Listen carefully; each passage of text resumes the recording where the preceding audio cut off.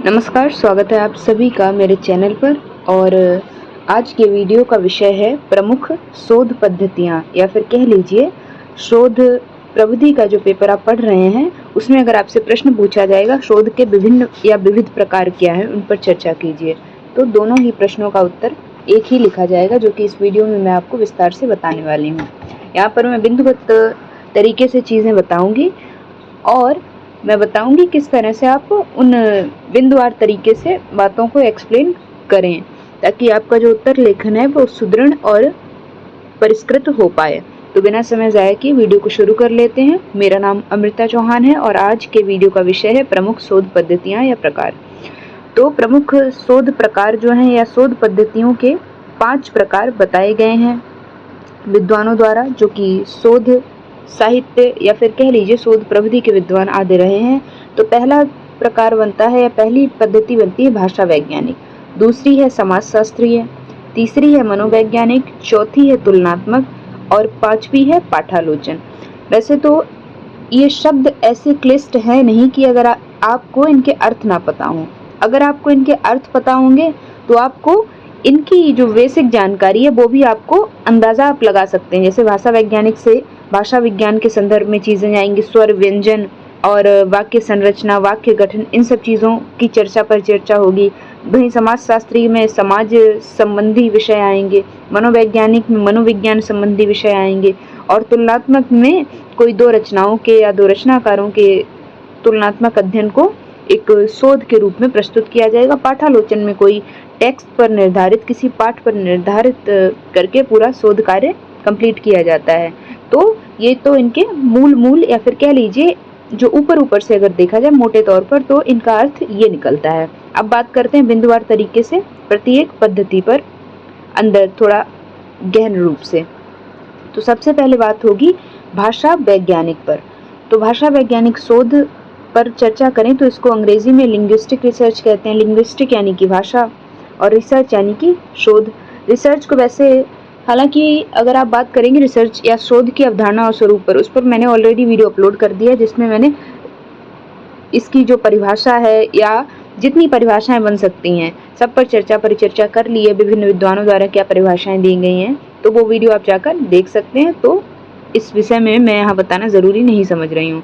सीधे आ जाते हैं अपने इस टॉपिक पर, भाषा वैज्ञानिक शोध।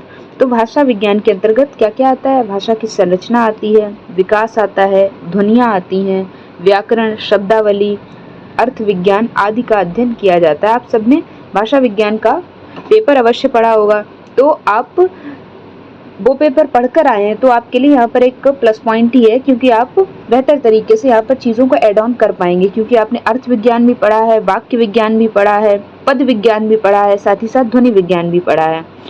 तो किस तरह से ध्वनि से शब्द आते हैं, फिर शब्द से वाक्य बनते हैं, और इस तरह से पूरा जो भाषा का विज्ञान है वो कार्य करता है, जिस पर आधारित करके ये शोध की जाती है।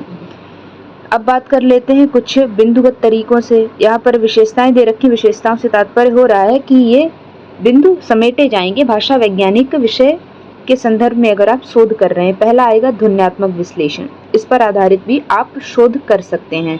ध्वनि के आधार पर किस तरह से पूर्व काल से लेकर अभी तक विकास आदि हो चुका है उसको आप बता सकते हैं। दूसरा आएगा व्याकरणिक ढांचा। व्याकरणिक ढांचे में वैकरणिक परिवर्तन क्या क्या देखने को मिला है। जाहिर सी बात है, पिछले समय में या फिर कह लीजिए आदिकाल का जो युग था, वहाँ का जो व्याकरण था वो अपभ्रंश के जो रूल्स होते हैं, अपभ्रंश के व्याकरण संबंधी नियम आदि होते हैं, उनको फॉलो कर रहा था। लेकिन आज के युग की बात करेंगे आप, तो आज के युग में किस तरह से पूरा सुगठित और परिष्कृत हो चुका है व्याकरण हिंदी भाषा का। तो इस तरह से आप पूरी विकास यात्रा इसके भीतर समेट देंगे। शब्द रचना और विकास, किस तरह से इसमें अंतर आया है कि शब्द रचना पहले कैसी थी, अभी कैसी है, और भविष्य में आप अंदाज़ा लगा सकते हैं कि किस हद तक परिवर्तन इसमें देखे जा सकते हैं। वहीं भाषाओं की तुलना भी इसके अंतर्गत एक विषय बन जाता है। कि दो भाषाओं की, उर्दू फारसी की तुलना कर ली, या फिर दो से अधिक भाषाओं की जिसमें आपने उर्दू फारसी और पश्तो को एक तरफ रख दिया, वहीं इधर हिंदी से उनकी तुलना कर दी कि हिंदी में कौन कौन से शब्द उस भाषा से आए हैं, या फिर अंग्रेजी और हिंदी को साथ में रख दिया, अब अंग्रेजी के कौन से शब्द हिंदी में आए हैं जो इंग्लिश आजकल प्रयोग हो रहे हैं इंग्लिश के तौर पर। तो इस तरह से आप भाषाओं की तुलना या भाषागत तुलना को भी इस भाषा वैज्ञानिक विषय के अंतर्गत समेट सकते हैं। अगला आता है क्षेत्रीय और सामाजिक भाषा विज्ञान। अब इसमें क्या आएंगे, जो डायलेक्ट होते हैं, डायलेक्ट यानी कि बोलियां होती हैं, वो किस तरह से भाषा बन जाती हैं, या फिर भाषा और बोली में क्या अंतर रहता है, दोनों के उच्चारण में क्या फ़र्क रहता है, दोनों के व्याकरण में क्या फ़र्क रहता है, दोनों के प्रयोग क्षेत्र में क्या फ़र्क रहता है, ये सब बातें आप इसके अंदर चर्चा परिचर्चा इन विषयों पर करेंगे। तो ये तो पूरी बातें हैं जो आपको समेटनी है अगर आपसे पूछा जाता है कि भाषा वैज्ञानिक शोध के बारे में विस्तृत चर्चा कीजिए। वैसे मेरा जितना अनुमान है उसके अनुसार आपसे किसी एक पद्धति पर विस्तृत यानी 15 अंकों का प्रश्न नहीं पूछा जाएगा, क्योंकि संभावना ही नहीं बनती आपसे या तो 3 पद्धतियां या मिनिमम 2 पद्धतियों को साथ में रखकर प्रश्न पूछा जाएगा। वैसे तो उम्मीद ज़्यादा है कि सारी शोध पद्धतियों पर ऐसे प्रश्न पूछ लिया जाए कि सभी शोध पद्धतियों पर चर्चा कीजिए, तो फिर तो आसान हो ही जाएगा आपको। बाकी अगर 2 पे भी पूछेगा, क्योंकि 1 पे पूछने का कोई प्रश्न बनता नहीं है, 2 पे पूछेगा तो भी आप चीज़ों को बहुत विस्तार से एक्सप्लेन करेंगे। उदाहरण भी यहाँ पर एक दे दिया गया है कि हिंदी और संस्कृति, जिस पर मैंने ऑलरेडी चर्चा कर ली है, कालवाचक क्रियाओं का तुलनात्मक अध्ययन, ये एक विषय हो सकता है शोध कार्य का अगर भाषा वैज्ञानिक दृष्टि से देखेंगे तो। दूसरे पर आ जाते हैं समाजशास्त्रीय शोध, जिसे अंग्रेजी में कहेंगे सोशियोलॉजिकल रिसर्च। सोशियोलॉजिकल रिसर्च, जाहिर सी बात है, सोशल यानी समाज शब्द से मिलकर बना है, 2 शब्दों से मिलकर, समाज शास्त्री यानी समाज का शास्त्र, ऐसा शास्त्र, ऐसा विज्ञान जिसके अंतर्गत समाज से संबंधी नियम कानून या फिर समाज में जो घटनाएं घट रही हैं, परिवर्तन हो रहे हैं, उन पर विस्तृत विश्लेषण होता है समाजशास्त्रीय शोध के अंतर्गत। तो यहाँ पर लिखा भी है कि यह पद्धति समाज और उसकी संरचना, नियम, परंपराएं, सामाजिक समूहों आदि के अध्ययन पर केंद्रित होकर किसी शोधार्थी द्वारा शोध कार्य किया जाता है। इसकी मुख्य विशेषताएं क्या हैं, यानी इसके भीतर कौन कौन से विषयों को समेटा जाएगा। तो इसके अंतर्गत आप बताएंगे कि समाज में भाषा, संस्कृति, क्योंकि कोई समाज है, वहाँ के व्यक्ति अपने भावों का आदान प्रदान तो करेंगे ही। अब भावों का आदान प्रदान करने के लिए उनके पास कोई माध्यम होना चाहिए, तो वो माध्यम क्या होता है, भाषा बनती है। अब क्षेत्र दर क्षेत्र या फिर किसी समाज के बदलने पर भाषा में बदलाव हो सकता है, वो बहुत कॉमन सी चीज़ है, तो उस स्तर पर भी आप जाकर बता सकते हैं।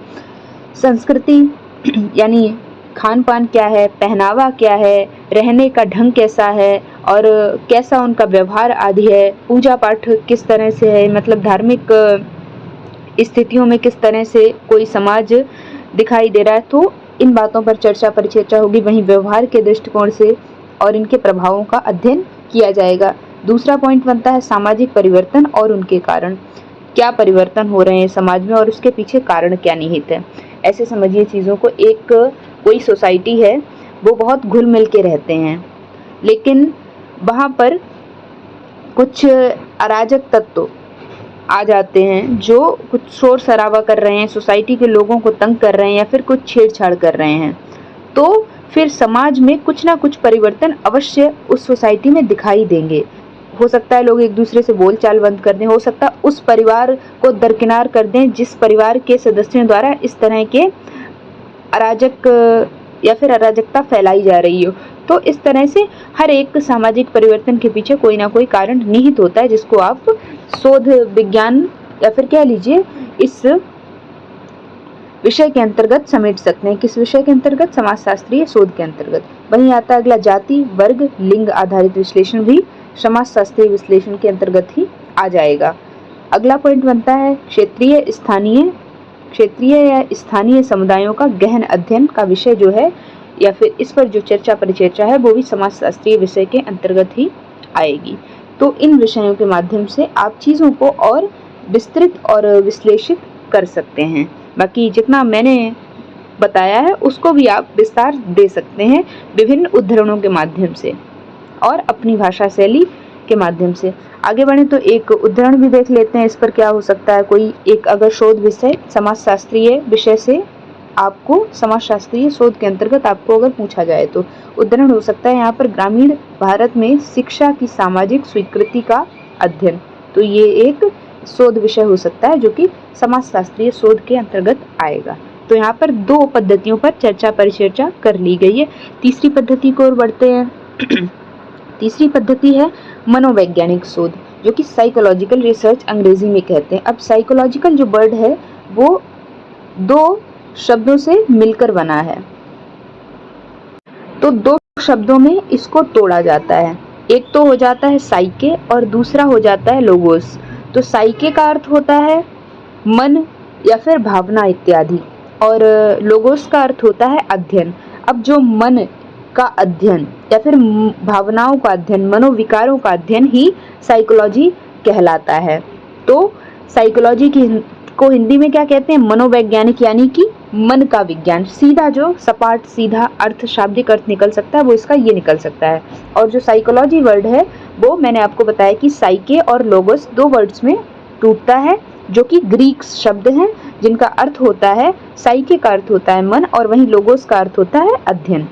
तो मन का जो अध्ययन है या फिर मनोविकारों का जो अध्ययन है वो साइकोलॉजी के अंतर्गत आएगा, और इससे संबंधित जो विषय हैं वो साइकोलॉजिकल रिसर्च के अंतर्गत आएंगे। लिखा भी गया है यहाँ पर कि यह पद्धति मानव व्यवहार, मानसिक प्रक्रियाओं, अधिगम, प्रेरणा आदि का अध्ययन कराती हैं। विशेषताएं या फिर जो बिंदु इसके अंदर समेटे जाएंगे, पहला है व्यक्तित्व, बुद्धि, स्मृति का परीक्षण। अब स्मृति का परीक्षण आप ऐसे समझिए जैसे आप हैं और आपके समानांतर कोई और दूसरा व्यक्ति है, दोनों की जो लर्निंग पावर है वो अलग हो सकती हैं।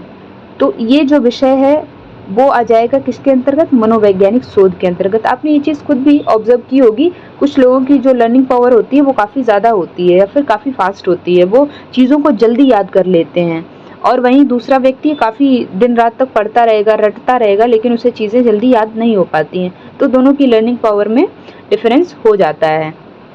व्यक्तित्व और बुद्धि, इसका भी परीक्षण इसके अंतर्गत आएगा। वहीं प्रेरणा, व्यवहार और मनोदशा का अध्ययन भी इसके अंतर्गत एक विशेषता बनकर आ जाता है मनोवैज्ञानिक शोध के अंतर्गत।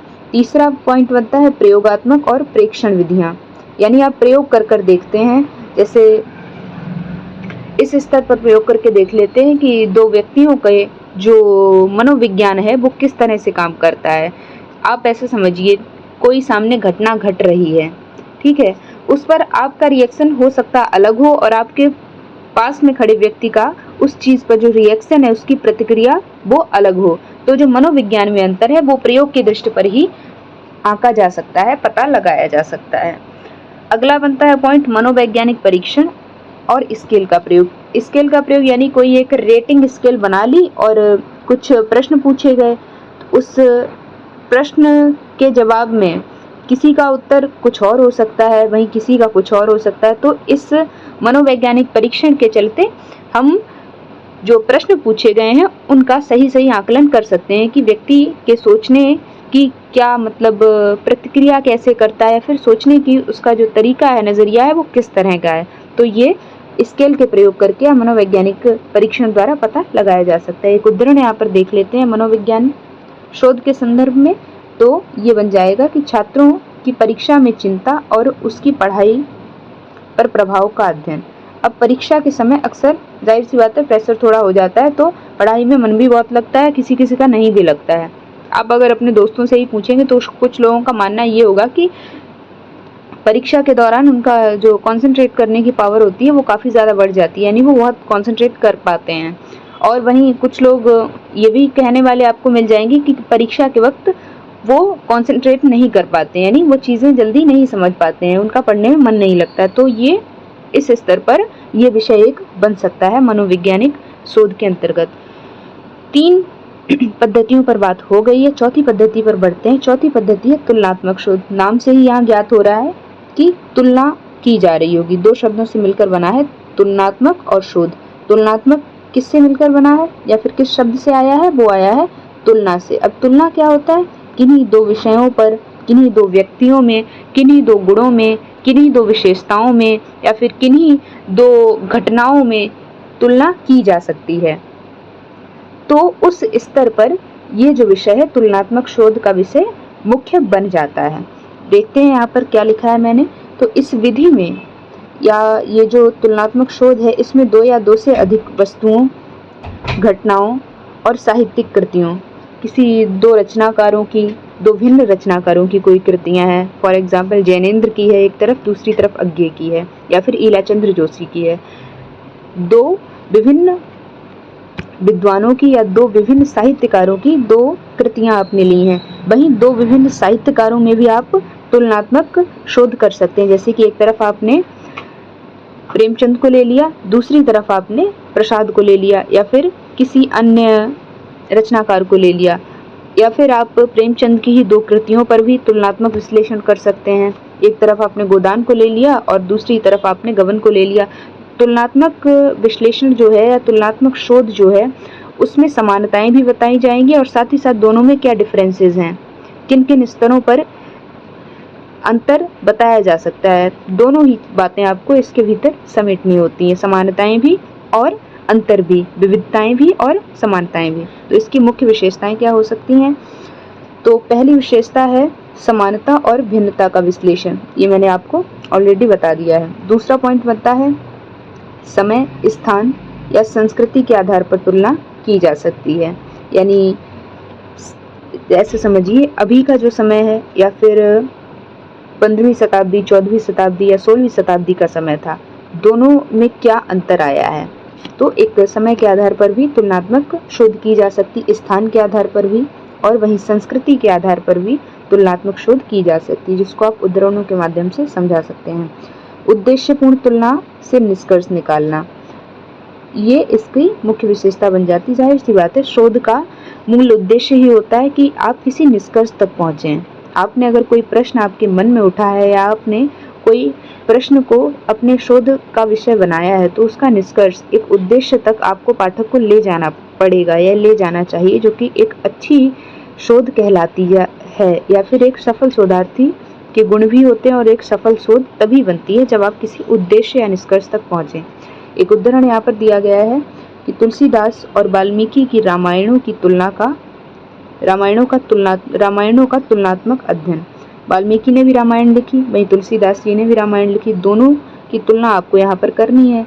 तो ये भी एक विषय बन सकता है। बाकी मैंने आपको ऊपर भी कई विषय बता दिए हैं। आगे बढ़ते हैं और अगली शोध पद्धति पर आते हैं, पाठालोचन, जो कि अंतिम शोध पद्धति है, जिसको अंग्रेजी में कहते हैं टेक्सुअल क्रिटिसिज्म। क्रिटिसिज्म यानी कि आलोचना या फिर लिटरेरी क्रिटिसिज्म। अब इसके अंतर्गत आपको क्या करना है? तो यह विधि साहित्यिक पाठों का गहन विश्लेषण, मूल्यांकन करती है। इसका उद्देश्य पाठ की प्रामाणिकता, अर्थ और गुणों को समझना और पाठक को समझाना होता है।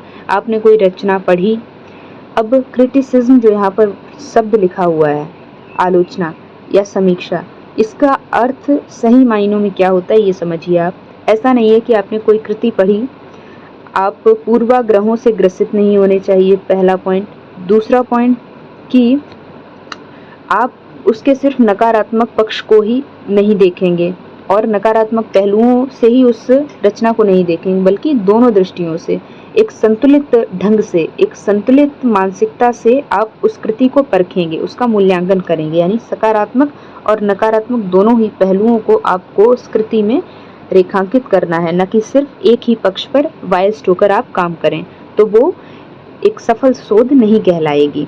मुख्य विशेषताओं पर चर्चा कर लेते हैं। तो पहली विशेषता है पाठ की व्याख्या और विश्लेषण आपको करना है, ताकि पाठक भी चीज़ों को अपने नज़रिए से देख पाए, अपने नज़रिए से उसका मूल्यांकन कर पाए। लेखक की शैली, भाषा और दृष्टिकोण का अध्ययन आपको बताना है कि शैली कैसी है, क्लिष्ट है या फिर बनावटी है या फिर आकर्षक है या फिर रोचक है, कैसी शैली है, प्रभावशाली है, सहज भाषा का प्रयोग है, ये सारी बातें इसके अंतर्गत आ जाएंगी। तीसरा पॉइंट बनता है साहित्यिक मूल्यांकन और सिद्धांतों का प्रयोग। अगर कोई साहित्यिक कृति है, हिंदी साहित्य की कृति है, तो आपको उस दृष्टिकोण से उसका मूल्यांकन करना होगा। और अगर किसी अन्य विषय की कृति है, जैसे कि इतिहास की कोई कृति है तो आपको ऐतिहासिक दृष्टिकोण के साथ में उसका मूल्यांकन और विश्लेषण करना होगा। चौथा पॉइंट बनता है मूल पाठ की खोज, यानी आपको अब प्रमाणिक करना होगा इस बात को कि वाकई में ये मौलिक है या फिर कहीं और से कॉपीड है या फिर इसके जो विचार हैं वो मूल नहीं है। तो आपको इसकी जो नैसर्गिकता है, प्राकृतिक दृष्टिकोण के साथ में इसकी प्रामाणिकता को सत्यापित करना होता है पाठालोचन शोध के अंतर्गत। एक उदाहरण भी देख लेते हैं। उदाहरण आया है कि गोदान उपन्यास का समाजशास्त्रीय दृष्टिकोण से पाठालोचन कीजिए। अब यहाँ पर एक शब्द दे दिया गया, समाजशास्त्रीय दृष्टिकोण से ही पाठालोचन करना है। तो समाज में जो घटनाएं घट रही हैं या सामाजिक दृष्टिकोण के साथ में, सामाजिक पहलुओं के साथ में आपको इस रचना का, प्रेमचंद की इस रचना का विश्लेषण करना होगा। पाठालोचन शोध के अंतर्गत ये एक विषय आ जाएगा। निष्कर्ष पर बात कर लें तो इस या फिर इन प्रमुख शोध पद्धतियों का चयन शोध के उद्देश्य समस्या के अनुसार किया जाता है। जाहिर सी बात है, जो शोध विषय है वो किसी समस्या को लेकर ही शुरू किया जाता है, तो उसका कुछ उद्देश्य तो निहित होता ही है कि प्रश्न कोई अगर उठा है मन में तो उसका उत्तर आपको सामने लाना है या फिर खोजना है। यही तो जिज्ञासा है जिसके चलते हम किसी विषय पर शोध करने निकल पड़ते हैं या शोध करना शुरू करते हैं। एक कुशल शोधार्थी को इन सभी विधाओं की समझ होनी चाहिए ताकि वह अपने विषय के अनुरूप सही दिशा में शोध कर सके। तो 5 इसके विषय बन सकते थे, इन पर मैंने परिचर्चा कर ली है। बाकी अगर कोई डाउट या क्वेरी अभी भी रहती है तो आप मुझसे पूछ सकते हैं। और इस टॉपिक से संबंधित, शोध प्रविधि से संबंधित चैनल पर वीडियोस आपको मिल जाएंगे और भी, तो जाकर आप चेक करिए। बाकी अगर कोई डाउट या क्वेरी है तो आप पूछिए और अपने परीक्षा की तैयारी अच्छे से करिए। उम्मीद है आपकी तैयारी अच्छी जा रही होगी। बाकी मिलते हैं किसी अन्य महत्वपूर्ण वीडियो में। इस चैनल से हमेशा आपको मदद मिलती रहेगी, तो चैनल से ज़रूर जुड़ें, अपने साथियों को भी जोड़ें ताकि उनकी भी कुछ मदद हो सके। बाकी मिलते हैं किसी अन्य महत्वपूर्ण वीडियो में। तब तक के लिए इस वीडियो को यहीं पे एंड करते हैं। Thanks for watching this video.